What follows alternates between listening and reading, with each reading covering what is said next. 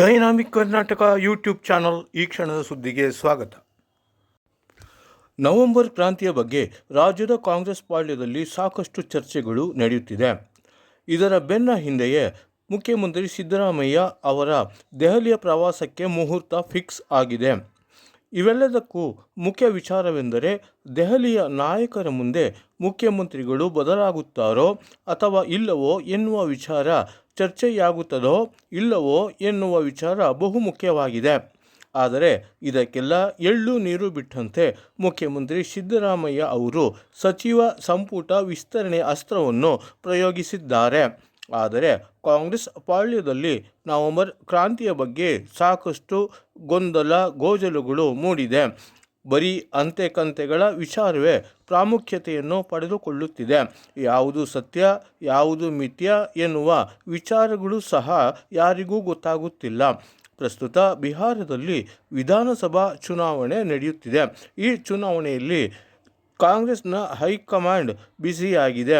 ಅಲ್ಲದೆ ಚುನಾವಣೆಯ ನಂತರ ಸಂಪುಟಕ್ಕೆ ಸರ್ಜರಿ ಮಾಡುವ ಕೆಲಸಗಳು ನಡೆಯುತ್ತಿದೆ ಎನ್ನುವ ವಿಚಾರ ಈಗ ಜೀವ ಪಡೆದುಕೊಂಡಿದೆ. ಈ ವಿಚಾರವನ್ನು ಮುಖ್ಯಮಂತ್ರಿ ಸಿದ್ದರಾಮಯ್ಯ ಅವರು ಮೈಸೂರಿನಲ್ಲಿ ಖಚಿತಪಡಿಸಿದ್ದು, ಅವರು ನವೆಂಬರ್ 15ರಂದು ದೆಹಲಿಯ ಪ್ರವಾಸ ಕೈಗೊಳ್ಳಲಿದ್ದಾರೆ. ಒಟ್ಟಾರೆ ಕಾಂಗ್ರೆಸ್ ಪಾಳ್ಯದಲ್ಲಿ ಈಗ ನವೆಂಬರ್ ಕ್ರಾಂತಿಯ ಬಗ್ಗೆಯೇ ಚರ್ಚೆಗಳು ನಡೀತಿದೆ. ಆದರೆ ನವೆಂಬರ್ನಲ್ಲಿ ಕ್ರಾಂತಿ ಆಗುತ್ತದೋ ಇಲ್ಲವೋ, ವಾಂತಿ ಆಗುತ್ತದೋ ಎನ್ನುವುದನ್ನು ಎಲ್ಲರೂ ಕುತೂಹಲದಿಂದ ಎದುರು ನೋಡುತ್ತಿದ್ದಾರೆ.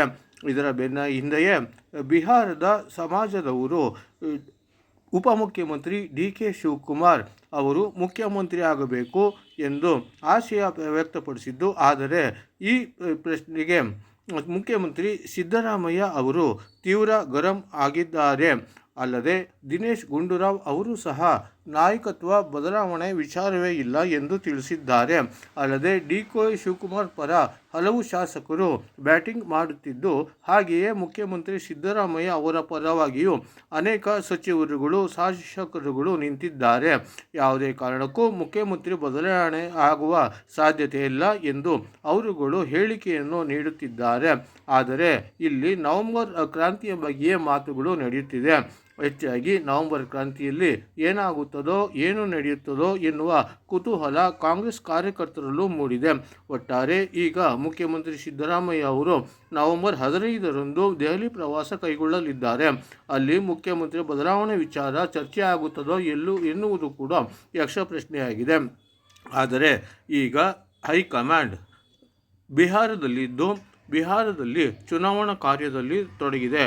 ಒಟ್ಟಾರೆ ಈಗ ಅಂತೆಕಂತೆಗಳ ಸಂತೆ ಜೋರಾಗಿ ನಡೆಯುತ್ತಿದ್ದು, ಆದರೆ ಯಾವುದು ಸತ್ಯ ಯಾವುದು ಮಿಥ್ಯ ಎನ್ನುವುದು ಕೆಲವೇ ದಿನಗಳಲ್ಲಿ ಬಹಿರಂಗವಾಗಲಿದೆ.